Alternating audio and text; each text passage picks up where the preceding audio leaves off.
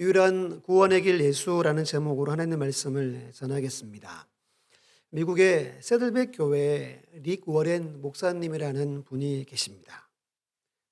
엄청난 분이세요. 이분의 책을 아마 한국의 목사님 중에 안 가진 분이 없다 할 정도로 한 책은 3천만 권 이상이 판매가 되고 20년 전에 세계에 가장 큰 영향을 끼친 백인의 몇 년 전에요? 20년 전에 이미 선정되신 세계적으로 존경받는 목사님입니다. 큰 은혜도 있고 부흥도 있고 대단한 분이세요. 근데 이분이 날 때 뇌에 이상이 있는 장애로 태어났대요. 갑자기 이렇게 간질 환자처럼 쓰러지는 현상들이 나타났대요. 그리고 파킨슨 환자처럼 이렇게 떨림 현상을 늘 가지고 태어나게 됩니다. 설교하시다가도 여러 번 졸도해 가지고 설교하면 늘 앞에 목사님 한 분이 대기한대요. 혹 이렇게 졸도하면 설교 마무리 짓고 예배 마무리하라고. 상당히 어려운 교회죠. 부교육자로 있으면 참 스트레스 받을 만한 그런 교회잖아요. 이게 끝이 아니에요. 아드레날린 분비가 잘 안 되어 가지고 늘 주사를 맞아야 된대요. 그래서 그럼 주사 안 맞으면 갑자기 앞이 안 보인대요. 기도를 많이 했을까요, 안 했을까요? 엄청 많이 했겠죠. 그런데 성경에 나오는 사도 바울처럼 하나님이 고쳐주지 않으셨대요. 지금도 동일하게 사역한대요. 그럼 세계적으로 존경받고 엄청난 영향을 끼치는 목사님이 언제 쓰러질지, 언제 앞에 안 보일지 모르는 가운데 교회 사역을, 복음 사역을 한다는 겁니다. 제가 왜 이 이야기를 하냐면, 여러분 인생은 누구나에게나 긍정적인 면이 있어요. 좋은 일이 생기고 자랑할 것들도 생기고 형통한 일이 있어요. 반대로 부정적인 면도 같이 있다는 거예요. 고난과 고통과 아픔이 함께 한다는 걸 이야기하기 위해서입니다. 성경을 한번 찾아보고 앞에도 보일 텐데 없는 분들 앞으로 보시고 고린도후서 12장 7절로 10절을 한번 찾아보세요. 성경 있는 분들은 꼭 다 펴서 꼭 찾아보세요. 사도 바울의 자기의 이야기입니다. 12장 이야기가 7절로 10절 제가 한번 천천히 한번 읽어 드릴게요. 7절 읽습니다. 여러 계시를 받은 것이 지극히 크므로 바울이 계시를 받았어요. 하나님이 그 영을 저 천국에도 보여주시고 그래서 3층천에 하나님이 데려갑니다. 근데 바울은 이것을 자랑하지 않아요. 이것을 표현하지도 않습니다. 지극히 큰데 7절 계속 보세요. 너무 자만하지 않게 하시려고 내게 뭘 주셨대요? 뭘요? 육체의 가시를 주셨으니 이는 나를 쳐서 너무 자만하지 않게 하려 함이심이라. 이것이 내게서 떠나가게 하기 위하여 내가 3번 주께 간구하였더니 나에게 이르시기를 말씀하셨다는 거예요. 내 은혜가 내게 족하도다. 이는 내 능력이 약한 데서 온전하여짐이라. 약한 데에서 나타난다는 겁니다. 그러므로 도리어 크게 기뻐함으로 너의 여러 약한 것들에 대하여 자랑하리니 이는 그리스도의 능력이 내게 머물게 하려 함이라.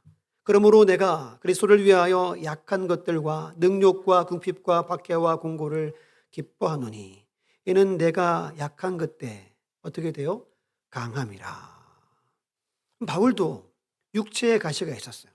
그런데 계시도 많이 보고 능력도 넘쳤어요. 리고렌 목사님도 부흥하고 많이 쓰임 받았습니다. 하지만 뭐도 있어요? 육체의 약함도 있다는 거예요. 오늘 본문의 이야기는 사도행전의 첫 번째 기적이 3장에서 일어났죠.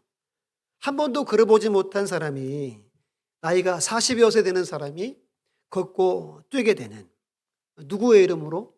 나사렛 예수 그리스도 이름으로 걷게 됩니다. 이 사람이 가장 먼저 한 일이 뭐죠? 성전으로 들어가서 난생 처음 예배를 드립니다. 찬송하고 영광을 올려드려요. 이게 이제 예배인 거죠. 이 기적을 보고 사람들이 입을 다물지 못하죠. 우르르 모였을 때 지난주 나눈 말씀처럼 솔로몬 행각에서 두 번째 설교를 합니다. 이 설교를 들은 사람 중에 5천 명, 남자만 5천 명입니다. 5천 명이 예수를 믿었습니다. 얼마나 영광스럽고 좋은 일이에요. 근데 오늘 본문 이야기는 정반대 이야기가 기록됩니다. 사도행전의 첫 번째, 최초의 박해, 핍박이 시작되었음을 기록해요. 그럼 부흥의 때가 왔죠. 그럼 한 번에 3천 명이 믿고 5천 명이 믿는 일이 흔치 않잖아요. 근데 함께 환난과 핍박의 때가 같이 왔음을 말해주는 겁니다. 오늘 첫 번째가 뭐냐 하면 여러분 인생은 투 트랙입니다. 이 용어는 정치, 경제, 외교 분야에서 간혹 사용되는 표현이에요. 투 트랙. 투는 숫자 2를 말하고 트랙은 길, 진로, 방향을 뜻하는 트랙입니다. 그러니까 한 번에 두 가지 전략을 가지고 무언가를 협상하거나 할 때 투 트랙이라는 말을 쓰는 거예요. 오늘 설교에서는 동시에 좋은 일과 나쁜 일, 동시에 형통한 일과 고난, 기쁨과 슬픔들이 함께 온다는 거예요. 5천 명이 예수 믿었어요. 그런데 핍박과 환난도 같이 오게 되었다는 겁니다. 이처럼 인생에는 고난과 형통이 함께 옵니다. 모든 인생은 다 투 트랙으로 삽니다. 모두가 동일해요. 단 한 명의 예외도 없어요. 저도 그렇고 여기는 우리 모두가 다 그래요. 인생은 다 같습니다. 동시에 두 가지가 늘 찾아와요. 이게 어떤 의미냐면 고난 중에도 하나님은 일하신다라는 메시지입니다. 고통 중에도 하나님은 일할 수 있다. 이 의미를 갖는 거예요. 이렇게 투트랙으로 내게 올 때 그럼 여러분 어떻게 해야 할까요? 만약에 지금 우리가 너무 고난이 심해요. 어떻게 해야 될까요? 같이 오는 그 반대편을 주목하는 겁니다. 예를 들어 고난이 왔어요. 그러면 하나님은 동시에 형통과 복을 내게 보내주신단 말이에요. 그것을 기대하는 거예요. 야, 도대체 내게 무슨 복을 주려고 내게 이런 고난과 고통을 주시지? 하나님 바라보고 묵상하고 생각하는 겁니다. 예를 들면 요셉 이야기를 우리가 너무 잘 알죠. 요셉이 노예로 팔렸고 종이 됐어요. 그리고 열심히 살았는데 누명 써서 어디에 들어가요? 감옥에 들어갑니다. 근데 요셉이 낙심하지 않아요. 왜 그럴까요? 성경은 없지만 하나님을 신뢰하고 믿었던 것만은 분명하죠. 우리는 다 알죠. 곧 뭐가 되죠? 애굽의 총리가 됩니다. 그 자리에서 가족들을 구원하고 하나님이 미리 선발대로 보내었음을 나중에 알게 됩니다. 혹 지금 우리가 고난 중에 있으면 이러한 성경의 인물들, 성경 말씀을 보고 하나님을 묵상하는 거예요. 그때 흔들리지 않게 되는 거예요. 왜죠? 고난 중에도 하나님은 일하신다. 이게 성경의 메시지이기 때문입니다. 에서도 이야기 잘 알죠. 하만이 대적자죠. 아말렉 후손입니다. 이스라엘 유대인들을 다 죽이려고 날짜를 잡았습니다. 전국에 방을 붙이고 선포했습니다. 쏜쓸 방법이 없었어요. 대위기, 엄청난 고난이 찾아왔습니다. 하나님 어떻게 하시죠? 마지막 가서 역전하시죠. 우리는 말씀을 통해서 내 인생에도 하나님은 지금 무언가 하시려고 하는가 보다. 하나님에 대한 믿음을 가지면 되는구나. 이러한 생각과 묵상을 할 수 있어야 한다는 거예요. 그러면 반드시 때가 되면 역전시켜 주시는 겁니다. 우리 성도는, 그리스도인들은 우리가 오는 고난에는 반드시 하나님의 뜻이 있습니다. 하나님의 목적이 있습니다.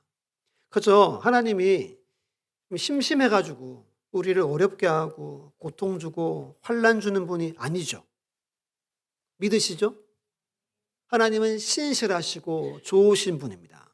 하나님의 특별한 계획이 분명히 있다는 거예요. 이것을 먼저 믿는 우리 모두가 되시기를 간절히 축복합니다. 우리 화면으로 시편 30편 6절 7절 다윗의 시인데요.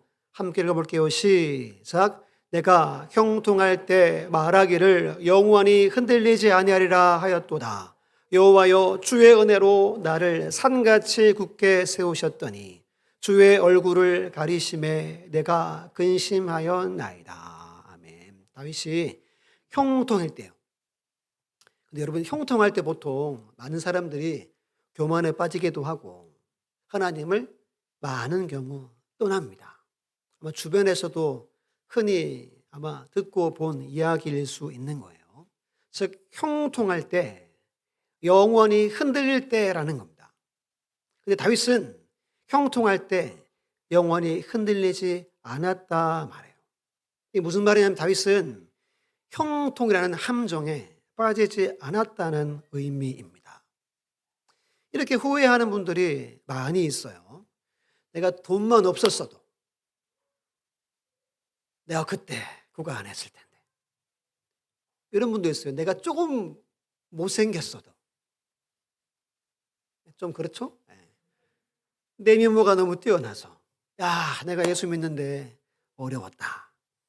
이러면 잘 없지만 간혹 있습니다. 나중에 후회하는 분들이 있어요. 그러니까 유리한 조건과 좋은 환경 때문에 오히려 넘어지는 확률이 훨씬 더 많다는 거예요. 예를 들면 누가복음 14장에 어떤 주인이 큰 잔치를 베풀어요. 종들에게 다 초대장 보내고 날짜가 되어서 모셔와라 이렇게 지시합니다. 근데 모두가 거절합니다. 첫 번째 사람은 밭을 샀대요. 밭을 둘러본다고 못 온다고 합니다. 두 번째는 뭐 하죠?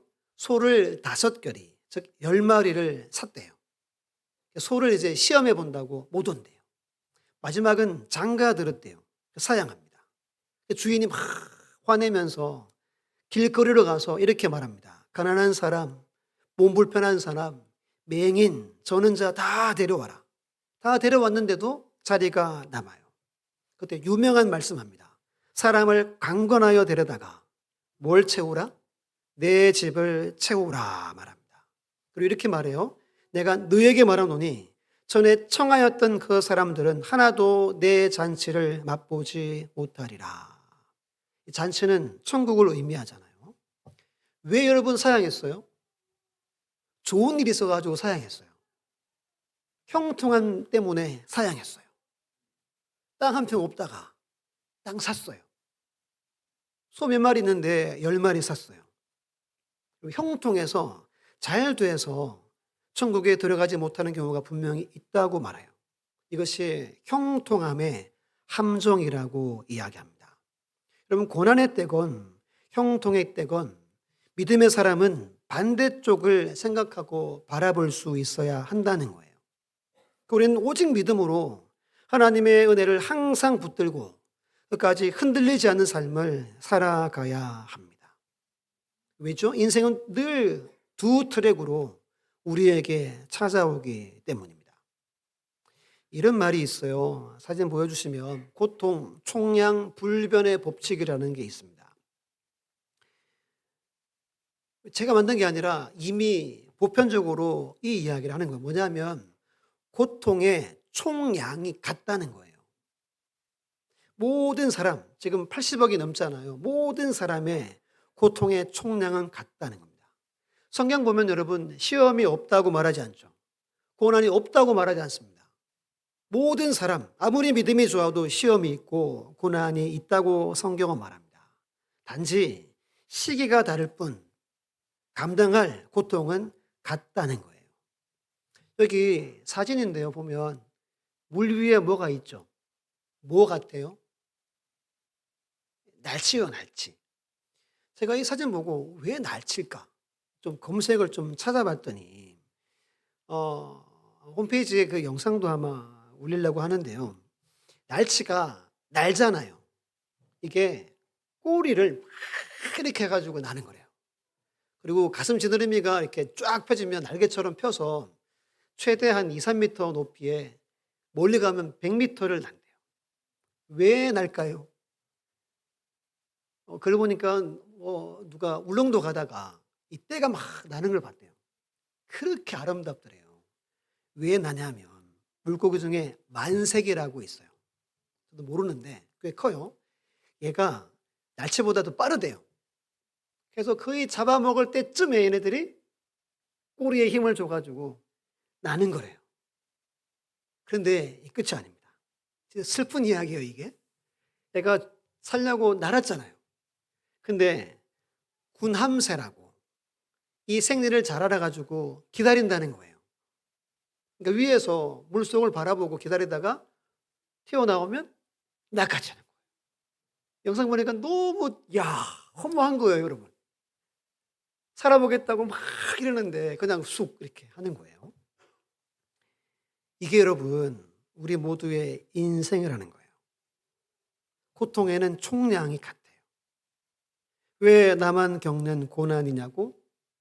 뭐 하지 말래요? 원망불평하지 말래요. 지금은 내가 편할 수 있지만 내게도 뭐가 찾아와요? 고통이 찾아옵니다. 그 양이 같대요. 로마서 8장 18절 우리 믿음으로 크게 한번 읽어볼까요? 시작. 생각하건대 현재의 고난은 장차 우리에게 나타날 영광과 비교할 수 없도다. 아멘. 믿습니까? 지금은 고난일 수 있어요. 그런데 조금 후에 장차 하나님의 영광의 때가 오는 거예요. 늘 우리는 이 두 가지가 늘 우리에게 옵니다. 이 총량이 모든 사람은 같다는 겁니다. 이것을 믿고 인정할 수 있는 여러분들이 되셔야 해요. 현재의 고난에 너무 좌절하거나 원망하지 마세요. 반드시 하나님은 반대편에 그 놀라운 일들을 우리 가운데 행하신다는 겁니다. 오늘 본문의 두 사도 베드로와 요한이 기적을 행했죠. 소망 없는 영혼을 소망 있는 삶으로 만들었어요. 그런데 공회에 사로잡힙니다. 온갖 능욕당하고 위협을 당합니다. 근데 5장 가서 이런 말씀이 있어 41절에 사도들은 그 이름을 위하여 능욕받는 일에 어떠한 자로? 합당한 자로 여기심을 뭐하면서? 나왔대요.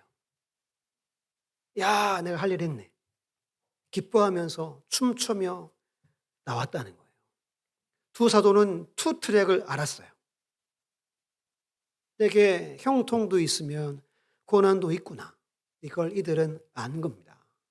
골로새 1장 24절 말씀을 함께 읽습니다. 시작. 나는 이제 너희를 위하여 받는 괴로움을 기뻐하고 그리스도의 남은 고난을 그의 몸된 교회를 위하여 내 육체에 채우노라. 아멘. 그렇다면 여러분 잘 들어보세요. 고난은 늘 있는데 이런 마음이 들어요. 내가 예수님 위해서 고난받는 길을 택해야 되겠다. 내가 몸된 교회를 위해 우리 육체에, 내 육체에 채우는 삶을 살아야 되겠다라는 생각이 언뜻 들었어요. 왜냐하면 그럼 주님으로 인해 고난당하면 다른 일로 여러분들의 삶에 고난을 주지 않아요. 그리고 이들은 모두가 기뻐요. 공통점이 기쁨이에요. 여러분. 예수님 때문에 욕먹고 근데 마음에는 이해할 수 없는 엄청난 기쁨과 감사가 있는 거예요. 성경을 쭉 찾아보세요. 모두가 동일합니다. 오늘 새벽에 예수님이 감람산 겟셋마네 기도하고 잡히시는데 가면서 뭐 해요? 찬미했대요.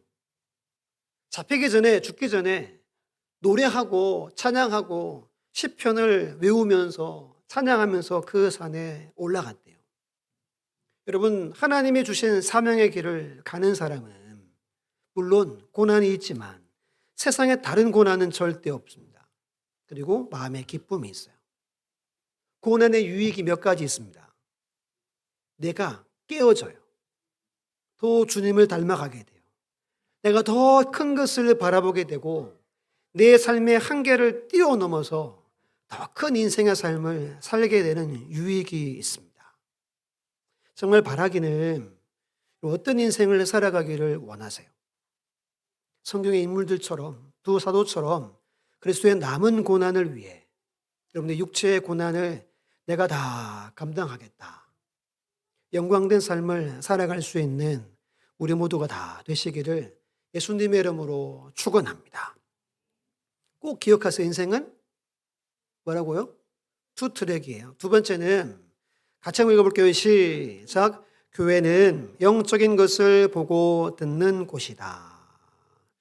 오늘 본문 1절, 5절, 6절 보면 지금 두 사도를 신문하고 변론하고 잡아갔던 사람들을 기록해요. 제사장들, 성전 맡은 자, 사두개인, 관리, 장로들, 서기관들, 그 대제사장 4명, 그리고 그들의 문중 사람을 말합니다. 이들이 이 당시 기득권 세력입니다. 지배 계층 사람들이에요. 대제사장은 사두개인들만 세웠어요. 왜냐하면 사두개인들이 인텔리였어요. 지식인들이기도 했고 로마 정권과 잘 지냈어요. 그러니까 로마의 지지를 받는 세력이었어요. 그래서 늘 대제사장은 사두개인들만 세워졌어요. 그럼 우리가 늘 잘 아는 바리새인 있죠. 바리새인은 수는 많은데 정권과는 친분이 없고 백성들의 지지를 받았다고 합니다. 그러니까 이들이 지배계층이잖아요. 지금 신흥 세력이 하루에 3,000명이 막 들어오고 5,000명이 들어오는 거예요. 그럼 여러분들이 만약 여기 있으면 어떤 생각하겠어요? 야, 쟤네들 그냥 뒀다가는 우리가 못 키겠다. 이 생각을 이들이 하게 된 겁니다. 그냥 적으로만 그들을 본 거예요. 그 이유가 2절에 기록하죠. 예수 안에 죽은 자의 부활이 있다고 백성을 가르치고 전함을 싫어하여. 사두개인들은 부활을 믿지 않습니다. 나중에 바울이 이것을 이용해서 위기를 모면하기도 하잖아요. 단순히 여러분 부활을 믿지 않는 게 아니라 2절을 잘 보세요. 예수 안에 누구의 부활? 죽은 자의 부활입니다. 지금 두 사도 옆에 누가 서 있어요? 죽은 것 같은, 나면서 한 번도 걷지 못한, 늘 한 푼 줍쇼 하며 살아갔던 그 사람이 살아서 서 있어요. 죽었던 사람이 예수의 이름으로 부활한 겁니다. 이게 여러분 싫었던 겁니다. 예수 그리스도 안에 모든 사람은 살아날 수 있죠. 믿습니까? 예수님이 오시거나 예수님 앞에 나가 예수님 만나면 누구든 다 살아납니다. 그런데 이것을 이들이 싫어했다는 거예요. 극도로 싫어합니다. 이게 무슨 말이냐 하면 세상이 그러하다는 겁니다.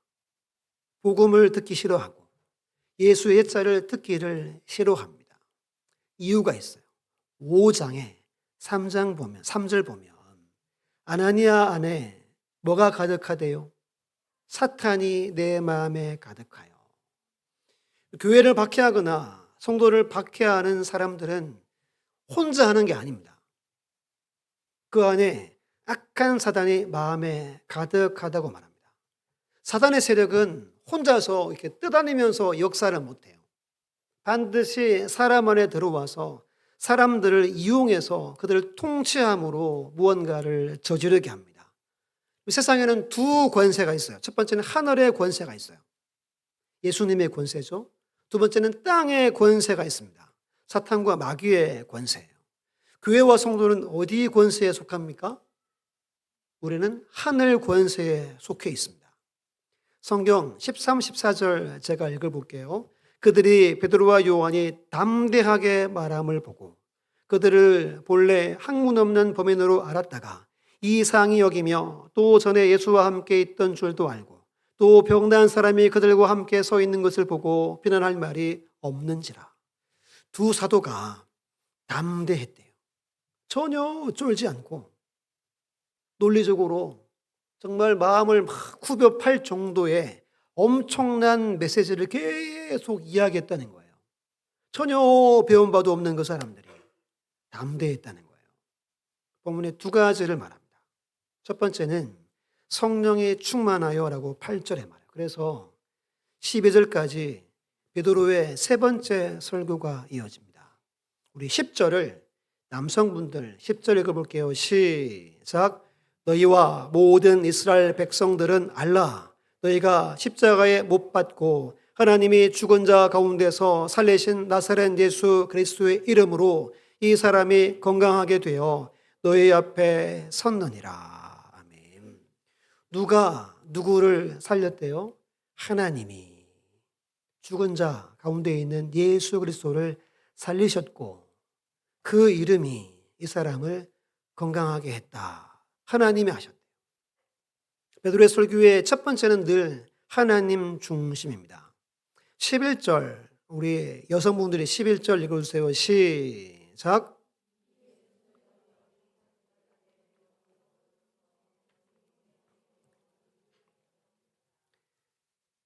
11절, 12절에 이제 베드로가 예수님에 대해서 말합니다. 11절은 버린 돌인데 짐 모퉁이의 머릿돌이 됩니다. 그림을 보여주시면 가장 큰 돌이 모퉁이 돌이에요. 위를 연결해서 받치고 좌우를 연결해서 받칩니다. 저게 없으면 건물이 세워질 수 없어요. 이게 모든 사람을 하나로 연결한다라는 이유도 됩니다. 이방인과 유대인을 원수도 주님으로 인해서 한 건물로 세워짐을 이야기해요. 그럼 12절 같이 모두가 읽습니다. 시작. 다른 이로서는 구원을 받을 수 없나니 천하 사람 중에 구원을 받을 만한 다른 이름을 우리에게 주신 일이 없음이라 하였더라. 아멘. 설교의 결론이죠. 유일한 구원의 길은 누구밖에 없대요? 예수밖에 없어요. 이것을 믿습니까? 우리는 이것 때문에 신앙생활을 하는 거예요. 이것으로 우리는 천국에 가는 거죠. 다른 이름, 다른 길은 결코 없습니다. 근데 좀 강조를 해야 할 것이 20절 보면 이게 있어야 됩니다. 교회에는 우리는 보고 들은 것을 말하지 않을 수 없다 하니 두 사도는 3년간 예수님과 동고동락했어요. 그리고 부활도 보고 승천도 보고 오순절날 성령이 임하는 것도 직접 경험하고 막 불같이 임하는 것도 다 봤어요. 그리고 권능이 자기들한테 나가는 것도 봤어요.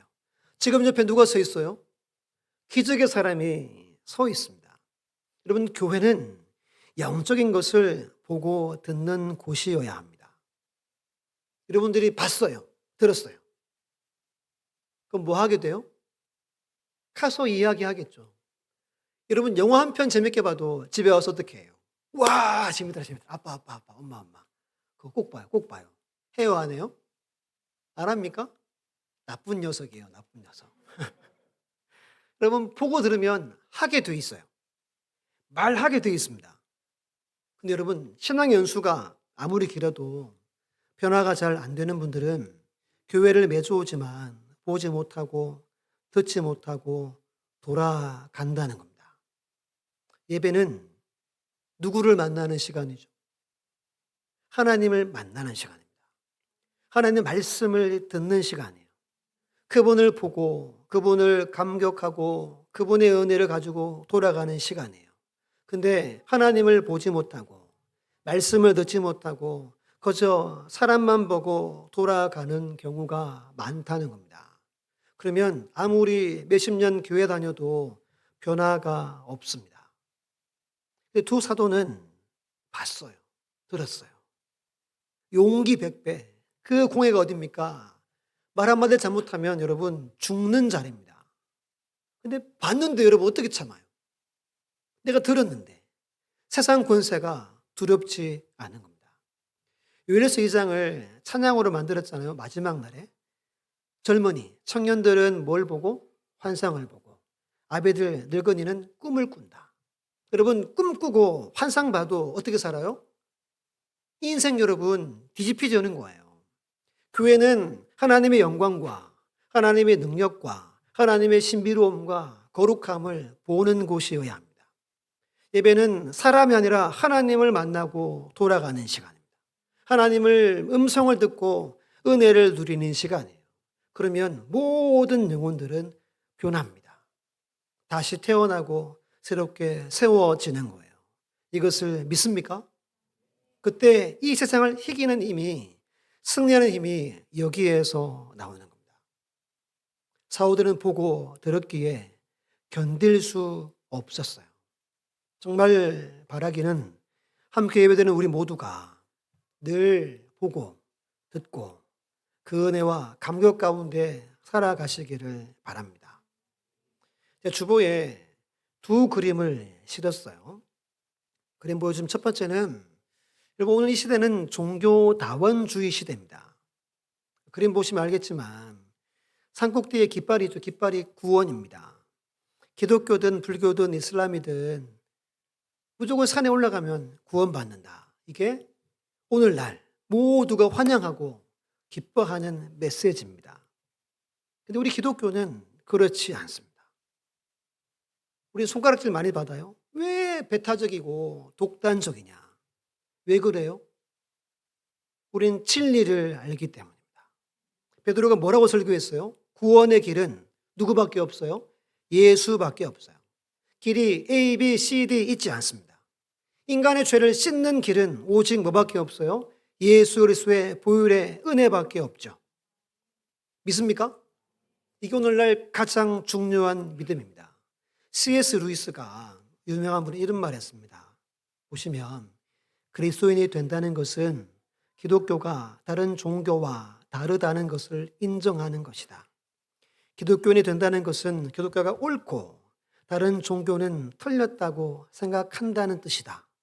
산수를 할 때 그럴 듯이 맞는 답은 하나다. 나머지는 모두 틀린 답이다. 그런데 틀린 답 중에 비교적 정답에 근접한 답이 있기 마련이다. 그런데 그래도 정답은 아니다.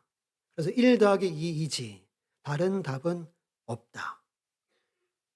여러분 그리스도인이 되었단 말은 내가 예수 그리스도로 말미암아 그 유일한 복음의 은혜의 길로 말미암아 내가 하나님의 자녀 믿는 자가 되었다는 겁니다. 이것이 옳다고 증거하는 것이 기독교입니다.